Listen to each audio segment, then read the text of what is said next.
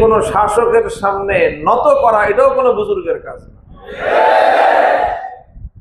এটা হলো বুজুর্গি, এটা হলো সহি মানায় বুজুর্গি। শাসকের সাথে আমার তার কাছ থেকে কিছু নেওয়ার দরকার নাই, ওর দিকে ফিরেও তাকানোর দরকার নাই। কিন্তু যখন এমন কোনো প্রশ্ন আসবে, এমন কোনো পরিস্থিতি তৈরি হবে, যখন শাসক গোষ্ঠী তারা যাদের কাছে আল্লাহর দ্বীন আছে, যাদের কাছে বিশেষ করে আসমানি ওয়াহির ইলম যাদের কাছে থাকে, আসমানি ওয়াহির ইলম এটা শুধুমাত্র কিছু কিতাব পড়ে নিলাম বিষয়টা এটাই নয়। আসমানি ওয়াহির ইলম শেখার মানে হলো এমন এক আমানতের জিম্মাদারি আমি কাঁধে ভর করলাম, কাঁধে তুললাম, যে এই আমানত নিয়ে চলতে গেলে রাস্তায় অনেক ঝামেলা হতে পারে। আপনি রাতের বেলায়, রাতের অন্ধকারে আপনি পকেটে করে 1 কোটি টাকা অথবা এরকম 20 ভরি স্বর্ণ নিয়ে যেতেছেন। আপনি যদি মনে করেন যে আপনি খুব সহজেই স্বর্ণ নিয়ে এখান থেকে 10 মাইল সফর করে পায়ে হেঁটে চলে যাবেন, ব্যাপারটা খুব সহজ। আপনার কাছে 10 ভরি 20 ভরি স্বর্ণ আছে মানে হলো আপনার জীবনে ঝুঁকি আছে। আপনার জীবনে আপনি ব্যাংকের থেকে 50 লাখ টাকা ক্যাশ করছেন, এই ক্যাশ করে 50 লাখ টাকা নিয়ে আপনি তরতরায় চলে যাবেন আর এক এলাকায়, এত সহজ? 50 লাখ টাকা আপনি ক্যাশ করছেন মানে শুধু টাকা না, টাকার সাথে আপনি কিও নিছেন, ঝুঁকিও নিছেন। আমরা যারা মনে করি যে আসমানি ইলমের, আসমানি ওয়াহির ইলম শিখতেছি, এখন থেকে তো মাশাআল্লাহ সবাই আমাকে সালাম দিবে, হাদিয়া তোহফাও দিবে, আর আমি হাদিয়া তোহফা বেশি না নিলেও হালাল ভাবে যতটুকু নিব, আর মাঝে মাঝে মানুষ আমাকে সম্মান করবে। হ্যাঁ, সম্মান করবে, মানুষ ইজ্জত করবে, সবই করবে। টাকা যেরকম সুবিধাজনক জিনিস, স্বর্ণ যেরকম দামি জিনিস।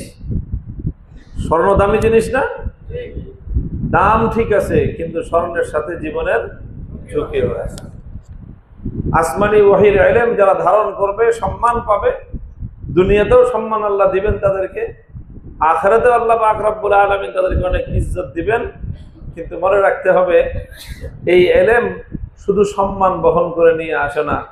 এই ইলম যখন কারো কাছে আসে তখন এটা সাথে করে অনেক ঝামেলাও নিয়ে আসে। ওই ঝামেলা যদি তুমি বরদাস্ত করার মতো শক্তি, সামর্থ্য, তোমার হিম্মত যদি না থাকে, তাহলে তোমার এই ইলম ধারণ করার প্রয়োজন নাই। বদরিয়া দার মানাফে বেশুমার আছে, ওগর খাহি সালামত বরকিনার আছে। সামুদ্রিক সফর লাভজনক অনেক, অনেক কি এখন তো মানুষ বিভিন্ন ভাবে সফর করে, রাস্তায় গাড়ি ঘোড়া চলে, ট্রেন চলে। আজ থেকে 500 বছর আগে ট্রেন ছিল? কোন রাস্তাঘাট ছিল? গাড়ি ঘোড়া ছিল? দূর দূরান্ত থেকে মানুষ এক মহাদেশ থেকে আরেক মহাদেশে যেত কিভাবে? একমাত্র সফরের রাস্তা ছিল সামুদ্রিক পথ, অর্থাৎ নৌপথ। নৌপথে নদী থেকে নদী, নদী থেকে সাগর, সমুদ্র পাড়ি দিয়ে সেই 1500, 2000, 5000 বছর আগেও মানুষ দেশ বিদেশ ভ্রমণ করত কিভাবে? নৌপথে। তো এই সমুদ্র পাড়ি দিতে হবে, সমুদ্র পাড়ি দিয়ে ব্যবসা বাণিজ্য করতো মানুষ, কোটি কোটি টাকা কামাই করত। তো বলতেছে তুমি সামুদ্রিক পথে ভ্রমণ করে অনেক বড় বড় ব্যবসা করতে পারবা, কিন্তু মনে রাখবা সামুদ্রিক পথে ভ্রমণ করা যেরকম লাভজনক, ঠিক তেমন ঝুঁকিপূর্ণ। তোমার যদি ঝুঁকি নিতে মনে না চায়, বাড়িতে বসে থাকো। তোর টাকারও দরকার নাই, লাভেরও দরকার নাই, ঝুঁকিরও দরকার নাই। যারা ইলমে ওয়াহি ধারণ করবে, যারা ইলমে ওয়াহি ধারণ করবে, তারা শুধু সম্মান পাবে এটাই নয়, তারা শুধুমাত্র মর্যাদা পাবে এটাই নয়, বরং এই ইলমের সাথে সাথে যুগে যুগে যারাই আহলে ইলম ছিলেন, তারা ইলমের মর্যাদা রক্ষা করতে গিয়ে জীবনকে বাজি লাগাইতে হয়েছে। আমি ইমাম বুখারীর কথা বললাম। ইমাম বুখারীর কবর কোথায়? ওনার জন্মস্থান যেখানে সেখানে? ওনার জন্মস্থান থেকে অনেক দূরে ওনার কবর। এত দূরে আসলো কেমনে? হিজরত করছেন। হিজরত করছেন কেন? শাসকের সাথে গন্ডগোল হয়েছে। শাসকের সাথে কেন গন্ডগোল হয়েছে? শাসকের অন্যায় আবদারের সামনে মাথা নত করেন নাই, এই জন্য গন্ডগোল হয়েছে। দেখেন না, 4 ইমামের 3 ইমাম, ইমাম আজম আবু হানিফা রহমতুল্লাহ আলাইহি, ইমাম মালিক রহমতুল্লাহ আলাইহি, ইমাম আহমদ ইবনে হাম্বল রহমতুল্লাহ আলাইহি, 3 ইমামের জিন্দেগি ইতিহাস খুঁজেন এবং ওনাদের হায়াত ও ওনাদের জীবনী পড়েন, কি পাবেন? পাবেন যে ইমাম আজম আবু হানিফা রহমতুল্লাহ আলাইহিকে সময়ের শাসক বলেছিল যে হুজুর বিচারপতি হন, প্রধান বিচারপতি, সাধারণ না। ইমাম আবু হানিফা বলছে, তুমি যে এরকম জালেম শাসক, তোমার অধীনে যদি আমি প্রধান বিচারপতি চাকরি নেই তাহলে তোমাকে সমর্থন জানানো হবে, আমি তোমার মতো অত্যাচারী শাসককে সমর্থন জানাতে পারি না। তো সে দেখলো যে ইমামকে যদি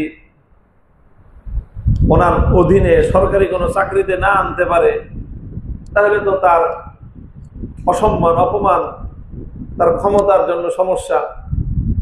ইমাম আবু হানিফা রহমতুল্লাহ আলাইহির সাথে শুরু হলো গন্ডগোল। ইমাম আবু হানিফাকে মামলা দিয়ে জেলখানায় ভরলো। জেলখানায় ভরেই ক্ষান্ত হয় নাই, চিন্তা করছে আবার যদি জেলখানা থেকে বাইরে বের হয় আরো ঝামেলা হবে। জেলখানায় ষড়যন্ত্র করে ওনার খাদ্যের সাথে বিষ প্রয়োগ করে ওনাকে বিষ খাওয়ায়, বিষ প্রয়োগ করে শহীদ করে দিচ্ছে। ইমাম আবু হানিফা রহমতুল্লাহ আলাইহি ইমামে আজম, পৃথিবীর ইতিহাসের যাকে ইমামে আজম বলা হয়, তিনি শাসকের সাথে এই ধরনের গন্ডগোলের কারণে শাহাদাত বরণ করে মৃত্যুবরণ করছেন। ইমামে মালিক রহমতুল্লাহ আলাইহি একই ইতিহাস, সময়ের শাসক বলছে হুজুর মাসলা এমনে দেন। ইমাম মালিক বলছে, বেটা শাসকের কথা শুনে মাসলা দিব তো কোরআন হাদিসের ইলম শিখছি কোন ঘোড়ার ডিম করতে? মাসলা তো আমি যেইভাবে আমার কোরআন এবং হাদিস বলে, যেইভাবে আমার ইজতিহাদ বলে, মাসলা তো আমি ওইভাবে দিব। ইমাম মালিক রহমতুল্লাহ আলাইহি মাসআলা সেইভাবেই দিয়েছেন। শাসক এতে ক্ষিপ্ত হয়েছে, কারণ তার স্বার্থের হানি ঘটেছে। ইমাম মালিক রহমতুল্লাহ আলাইহিকে অপমান করার চেষ্টা করেছে, অসম্মান এবং লাঞ্ছিত করার চেষ্টা করেছে। বর্তমান আমাদের সময়ে কাউকে জুতার মালা গলায় দিলে যেরকম অসম্মান হয়, সেই যুগে কাউকে অসম্মান করার পদ্ধতি ছিল যে গাধার পিঠে উল্টা দিকে মুখ করে আরোহণ করায় গাধাকে বাজারের মধ্যে চক্কর লাগানো। এতে মানুষ বুঝতো যে তাকে চরম কি করা হচ্ছে, অপমান করা হচ্ছে। ইমাম মালিকের সঙ্গে যুগে সেই ধরনের অপমান করা হয়েছে, অর্থাৎ জুতার মালা গলায় দিয়ে বাজারে ঘুরানো হয়েছে অসম্মান করার জন্য। ইমাম মালিক রহমতুল্লাহ আলাইহি আল্লাহর দ্বীনের জন্য, হকের উপর অটল থাকার জন্য সেটাকে বরদাস্ত করে নিয়েছেন, কিন্তু বাতিলের সামনে মাথা নত করেন নাই। আল্লাহ পাক রব্বুল আলামিন এখনো কেউ ইমাম মালিক রহমতুল্লাহ আলাইহির নাম যদি উচ্চারণ করে সঙ্গে সঙ্গে রহমতুল্লাহ আলাইহি বলে, দুনিয়াতে এমন কেউ নাই যে রহমতুল্লাহ আলাইহি ছাড়া ইমাম মালিকের নাম উচ্চারণ করে। আর ওই সমস্ত শাসক, হাজারো শাসক পৃথিবীর ইতিহাস থেকে মুছে গেছে, যাদের নামও দুনিয়াবাসী জানে না। ইমাম আহমদ ইবনে হাম্বল রহমতুল্লাহ আলাইহি মাসআলা একটা নিয়ে লাগছে সময়ের শাসকের সাথে। শাসক বলছে এমনে বলেন, উনি বলছেন যে না, তুমি বললে হবে, তোমার কথাই কি আমি বলবো নাকি কথা? আমি তো সেভাবেই বলবো কোরআন এবং হাদিস যেইভাবে বলে। ইমাম মালিককে গ্রেফতার করছে, জেলখানায় ভরছে। জেলখানায় ভরেই ক্ষান্ত হয় নাই, প্রতিদিন ইমাম আহমদ ইবনে হাম্বল রহমতুল্লাহ আলাইহিকে দৌড়া দিয়ে আঘাতে আঘাতে জর্জরিত করছে। প্রতিদিন কোন কোন তারিখে লেখা হয় যে 10 জন করে লোক প্রতিদিন ইমাম আহমদ রহমতুল্লাহ আলাইহিকে বেত্রাঘাত করত। একজন ক্লান্ত হইলে আরেকজন, দ্বিতীয় জন ক্লান্ত হইলে তৃতীয় জন, মারতে মারতে 10 জন ক্লান্ত হয়ে যেত। মায়ের খাইতে খেতে ইমাম আহমদ ক্লান্ত হন নাই। তিনি একটা কথাই বলতেন, ইতুনি বিকিতাবিল্লাহি ওয়া সুন্নতি রাসূলিহি আত্তাবিয়াকুম।